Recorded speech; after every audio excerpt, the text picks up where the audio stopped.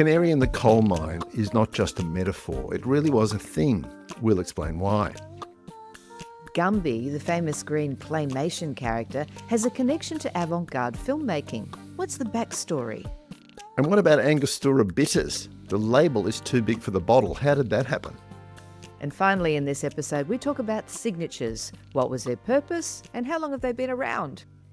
Hello and welcome to REMORANDOM, a celebration of everything interesting, uncommon knowledge, true stories.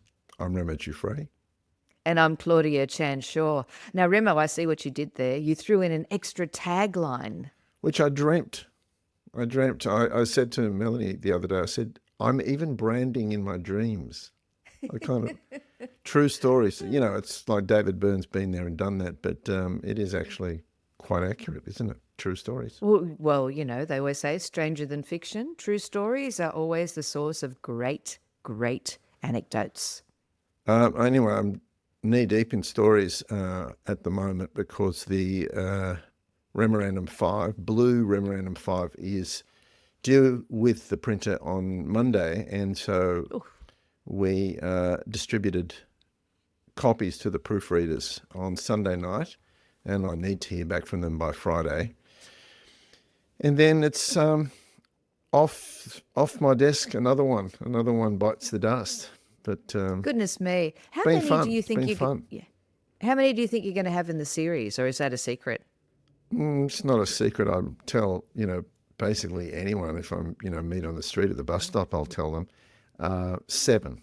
That's the 7. That's the lucky rainbow. 7. That's the rainbow. Lucky 7. So blue, then another blue, a darker blue, then violet. Purple. Yes. Yeah. Oh, we're going in rainbow colour, spectrum order. Yeah, it's all rainbow. Yeah, Roigabiv, red, orange, yellow, green, blue, indigo, violet, purple. Roigabiv. Okay. Now so that's my story. How's your week been? Oh, full of curious twists and turns, but isn't everybody's? Yes, very cryptic. We'll leave it there. But, I did get something nice in the mail. If you're a follower of this video podcast, you'll know that I interviewed Chai-Wei Wang and Taylor Levy from CW&T in Brooklyn about their solid state watch, which is a chapter in the next REMORANDOM. And they were very curious about the books, and so we did a bit of a barter. I sent them a set of books, which has arrived in Brooklyn. And in return, I got one of their pens, Type C pen, which is kind of flat, so it goes on a notebook. That is very sexy. What a good-looking pen. Well, there's also, you probably can't see it. I might put a picture up, but there is a centimetre and inch ruler in it, because I'm often measuring things on the screen. And Fantastic. for Melanie, Look at that. skipping rope with really heavy aluminium handles. This one will last forever, and it's inscribed. Very cool. Yeah, so that's the perk of having something to trade. I even get a haircut. I even trade a book for a haircut when the new one comes around. So this is the new economy. I don't earn a whole lot of money, but I've got plenty of books to pay for things with. Okay, so if you gave me a pile of books, which you already have, what do I have to give you in return? Well, just your charm. Let me see. And your charming contribution to this video podcast is more than. Look, than and enough. there's a small pair of Bakelite shoes. How about them? Wow, they are cute, little Minnie Aren't they Mouse adorable? numbers there. Da, da, da, da, da, da. These are things I happen to have right next to me. Right. I could give you an aeroplane. Well, you have a lot of things within reach. And this is just everything that's next to me. Look, or I could give you. We could wind you up. This is a giant key. That's kind of beautiful, right? Isn't that nice? Would you mind strapping that to your back for the rest of this? Wind her up and off she goes. And honestly, this is just everything that's at hand if you're watching the video. Yeah, I don't got a whole lot of props, which is unusual for me because I'm usually chock here's full of another one. props. Here's something else I've got. Isn't he beautiful? Oh, like an He- indigenous alien. No, he's not an indigenous alien. He's a Filipino designer and a handcrafted little man. And they're called ulalas because he was born in France, but the only word he can remember, and we returned to the Philippines, only word he can remember was ulala. So they're called ulalas. Very nice. That's I bought him at the Hong beautiful. Kong That Art is Fair. beautiful. Okay, so I wanted to talk to you today about the canary in the coal mine. Not the overused metaphor, but the actual canary in the coal mine. So this canary is part of a group of animals that they call sentinel species. They're animals that they use to detect risks to humans by providing advance warning of the danger. So in Japan, they use cats to test for mercury contaminated fish. I don't know what happens to the cat, but Oh, you feed it to the cat. It's and, wow.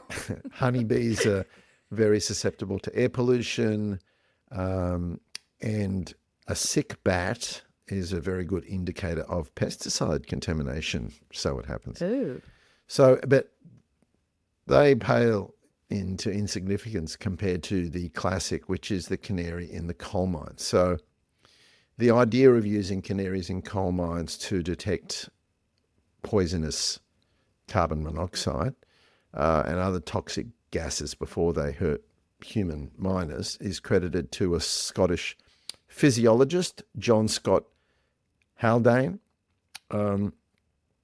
So canaries, their physiology is particularly suited to this because they consume enormous amounts of oxygen. They take it in both when they inhale and exhale somehow.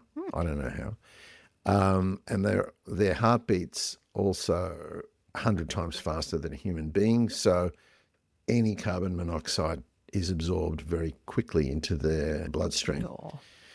So when affected by a noxious gas, the canary will stop chirping and get agitated and become more and more agitated and eventually drop off its perch.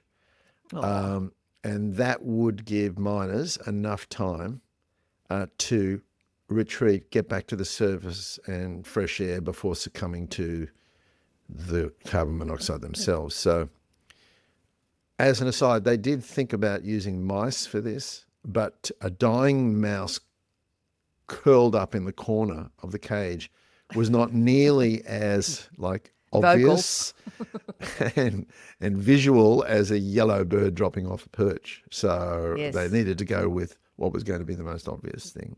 Oi, I'm dying over here. So I've been dear. waiting for you to do your Tweety Pie impersonation. I know all things Bugs Bunny. But thankfully in 1986, canaries in coal mines were replaced with electronic detectors. Phew. But the miners were a little bit, they missed the canaries. They were as much pets as they were sacrificial. Yes. Animals. Anyway, researching this story, and you'll see it in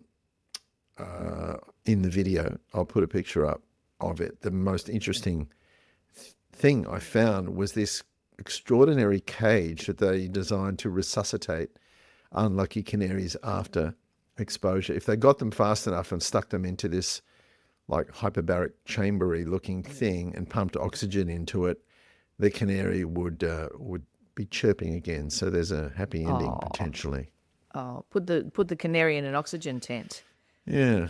So that's Wow. that's one thing that you can file that away and use that at your next dinner party. Claudia, what do you have for me? I've got something very close to my heart, Remo. Now, you may not know this, but I'm a huge fan of Gumby. I didn't know this when we started doing this podcast together, but when you started telling me you were carrying one around in your handbag, I had a suspicion that you might have an affinity to Gumby. For all the friends at home, here he there's is. Gumby. I mean, for There's those... Gumby. I will describe it for you. Yeah, Okay, so Gumby, I'll put him down because I find him so distracting I can't Right. concentrate. The classic claymation character known as Gumby was created by a bloke called Art Clokey in the 1950s. And he's green. He's a flat, bendy little figure with a very distinctive slanted head. And he became famous thanks to a TV program called The Gumby Show, which debuted in 1956. And Gumby is known for his wonderful adventures, and often he's accompanied by his orange friend, Pokey, who is a horsey. And together they travel through books and they go on all sorts of adventures and they meet quirky characters. And the show is a stop motion animation. And Gumby's made of clay. That's why they call it claymation. And very, very popular in the 50s and the 60s, and lots of revivals over the decades, which is kind of where I came in on the Gumby ride. The interesting thing about Gumby is that he has a great backstory and a connection to avant-garde filmmaking. So Art Clokey was, and still is, revered as the absolute godfather of clay animation. And his first project was Gumbasia, which was a 3-minute short film that he released in 1953. And Gumbasia was created when he was still a student at the University of Southern California, underneath the direction of this amazing Serbian-born Hollywood montagist, which is someone what makes montages, named Slavko Vorkovic. And they made this film together, and it was quite surreal. And they had all these pulsating, blobby lumps of clay set to jazz. And it was kind of like an homage to Walt Disney's Fantasia. And if you haven't seen it, it's pretty fabulous. So I would seek out Gumbasia. So it's groundbreaking, stop motion animation. And the quirky little film impressed the right people at the time. And the producer, Sam Engel, who was the president of the Motion Pictures Producers Association, said, "Art, this is the most exciting film I've ever seen in my whole life."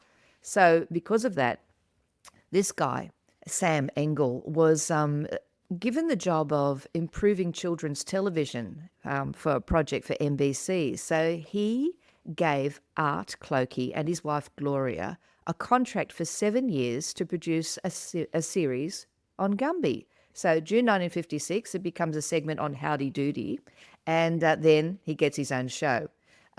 There's an unaired pilot that is worth a look. It's interesting because it's set in a little toy store on a Sunday morning, and the store's closed, and Gumby and Pokey mysteriously come to life.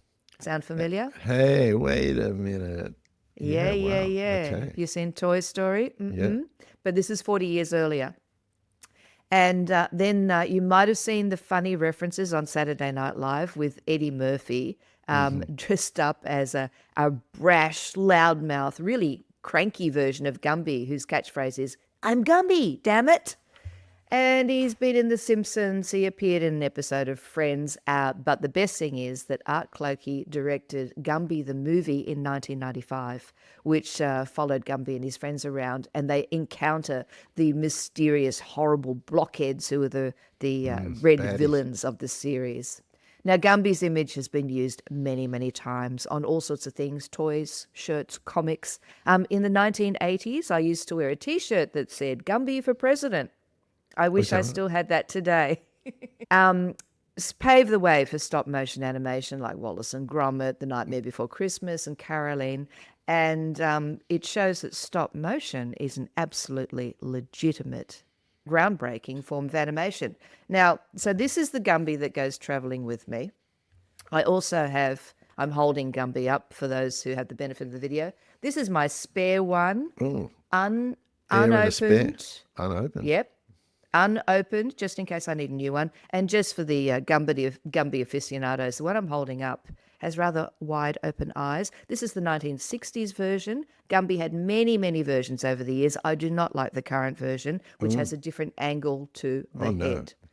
So I take pictures of him around the world. I've got him at the Eiffel Tower, at the Chrysler Building, lying amongst the sheets in a bed in a hotel room in Cairns, on the sand in Nemea. But half the time, don't tell Gumby, I forget to take him out of my handbag and photograph him.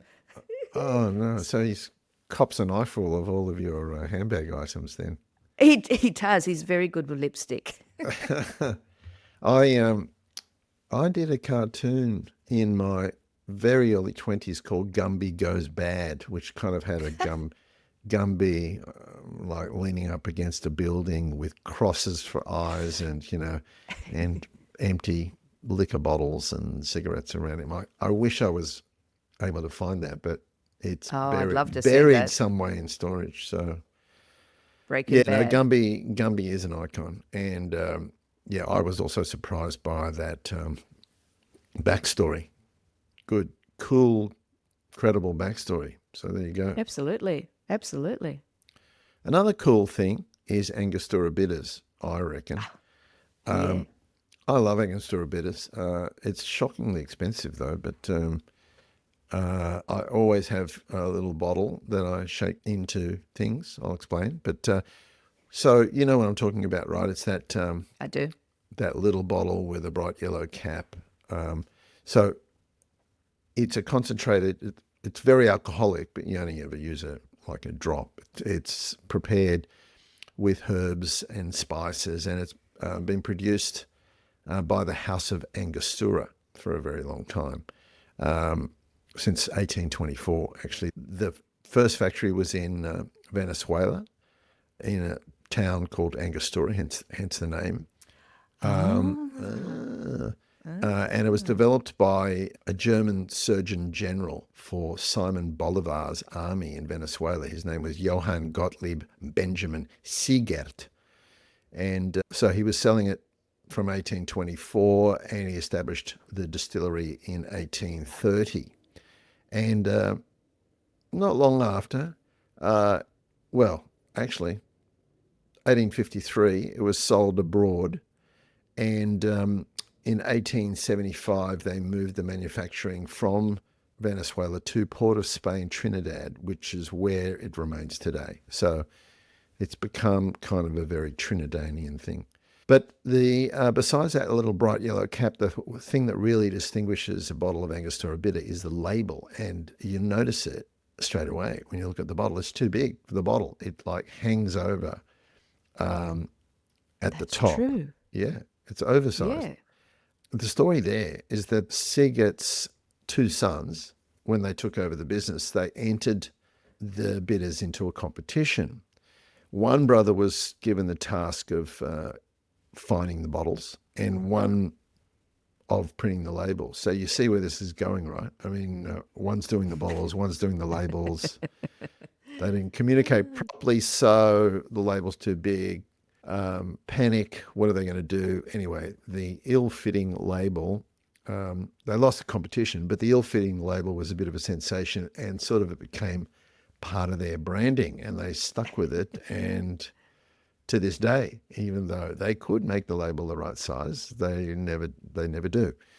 So the recipe of the bitters itself is like a theatrically closely guarded secret. There's only apparently 5 people in the whole world who know how to make it, and they've made a pact with one another never to fly on a plane together because they don't want the Oh, recipe to go down with the plane. How much of that is fact or fiction or just a good story and all part of the fun, we'll never really know. Angostura Bitters, just about any bar, hotel bar or bar that you go to, you'll see it little sitting there on the shelf, and it's a component in lots of classic cocktails like the old fashioned or the Manhattan. Manhattan is rye whiskey, sweet vermouth, and a dash of bitters. Also, it's a very popular non-alcoholic accompaniment. LLB stands for lemon, lime and bitters. Personally, I prefer the less common bitters, lime and soda, which is yes, no, the BLS. yeah, the BLS. In 2009, there was a shortage of Angostura bitters, and the New York Post declared in an article, quote, "It's getting tough to get a Manhattan in Manhattan." So it was because there were not enough bottles to go around, and not enough ill-fitting bottles. The largest seller of Angostura Bitters globally, is a pub on Washington Island in Wisconsin. Now, this pub started selling shots of bitters during the Prohibition in the US, notionally for medicinal purposes, so a nice kind of like workaround of the law. And Prohibition passed, but then they continued selling the shots of bitters. To this day, you can order a shot of bitters. In fact, if you go to the pub, if you're an out-of-towner and you go to the pub, it's you're pretty much looked down on if you don't take a shot of the bitters. Can you imagine, though, drinking a whole shot of that very, very strong stuff? It's pretty not for the faint-hearted. So some people use it as a cooking ingredient. Trinidadian families are never, without it, giving it a splash, passing the bottle over the pot and giving it a splash. I also have to say, I like when I make my dessert, which tends to be Greek yogurt and nuts and a little bit of a drizzle of honey, I always do a cheeky little splash of Angostura Bitters as well onto that yogurty dish. That'd work. Just adds an extra little surprise. So thanks, Tim Nicholas, who was the person who had the idea for that story, one of our readers. It was a good one. That's a great one. Yeah, because you do, and it lasts forever too, because you only use a drop or two. I never ever considered the stupid wrapper, because it just sort of somebody went ugh, and wrapped it around the bottle and stuck it on the shelf. Yep. Yeah, it lasts forever, and the sort of a brownie paper looks aged before you even start. Yeah, I think it's got mystique and charisma, but that's just me. Wow, that's fantastic. If only those two brothers had communicated, but then they wouldn't have such a neat little product, would they? That's right. Well, speaking of communication, Remo, I want you to sign on the dotted line, please.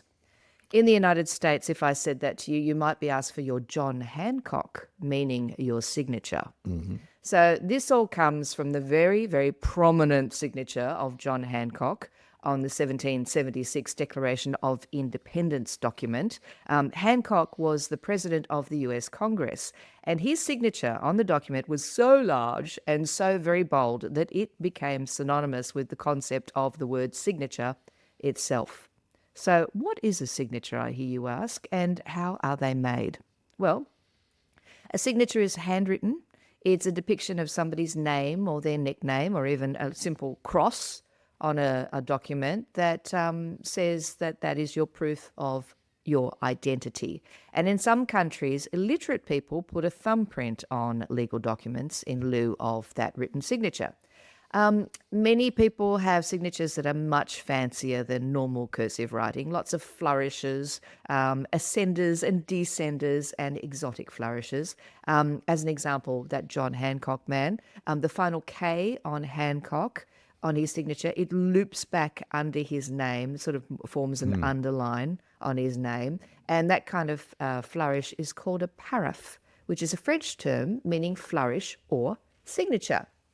But there are special signature machines called auto pens, and they're capable of authentically reproducing your signature.